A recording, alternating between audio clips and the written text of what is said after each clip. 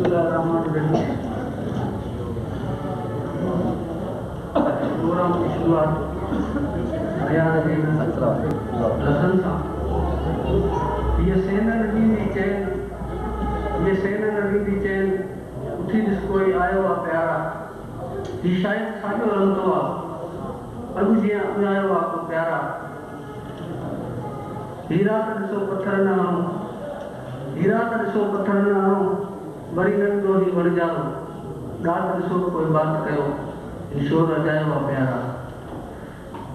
कंहिं कारी जॻह ते राति फुटी, कंहिं ॻाढ़े दिल ते बाक फुटी। ईअं वक़्तु कटियो ऐं उमिरि लुटी, सभु साम्हूं सजायो आहे प्यारा।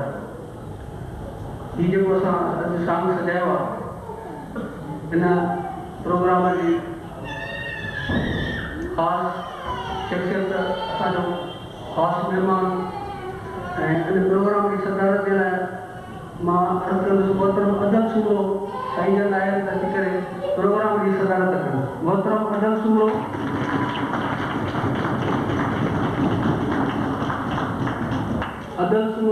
मर्कज़ी सेक्रेटरी जनरल आहे सिंधियत जी संगत जो मर्कज़ी सेक्रेटरी जनरल। ऐं हिन प्रोग्राम जे ख़ासि शख़्सियत जेके असां अॼु जो ख़ासि महिमान बणायो आहे, असांजो हर ज़िला जे इंतज़ामी ऑफिसर मोहतरम Abdul Khalik Shaikh, district police office Shikarpur माखे अची करे ख़ासि महिमान जी ख़ुशी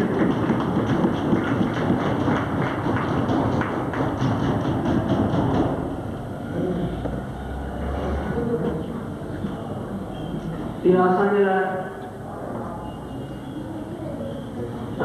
तमामु एज़ाज़ जहिड़ी ॻाल्हि आहे त मोहतरम शेख अयाज़ जे ख़ानदान मां संदसि वॾी नियाणी मोहतरमा वेंगस अयाज़ असां वटि मौजूदु आहे। मां खेसि चवंदुसि अची मथे स्टेज ते वेही। मोहतरमा वेंगस अयाज़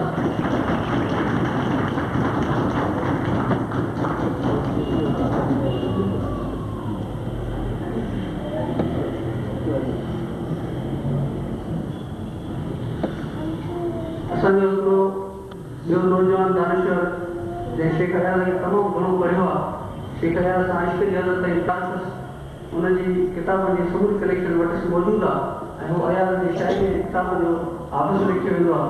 मोहतरम लाला विकार दुरानी, मां चवंदुसि अची करे मथे लाला विकार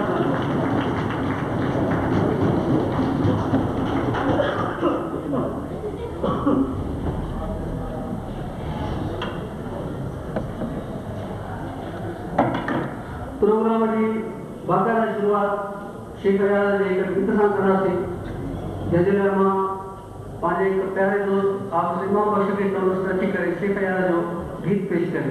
हाफ़िज़ इमाम बख़्श।